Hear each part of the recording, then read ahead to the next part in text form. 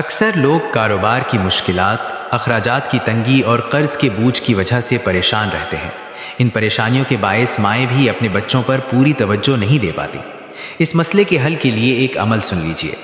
हमारे हज़रत मुर्शिद आलम रहमतुल्लाह अलैह फरमाया करते थे कि जब भी नमाज अदा करें, हर नमाज के बाद अव्वल व आखिर एक मरतबा दुरूद शरीफ पढ़ें और दरमियान में सूरह कुरैश पूरी 7 मरतबा पढ़ें।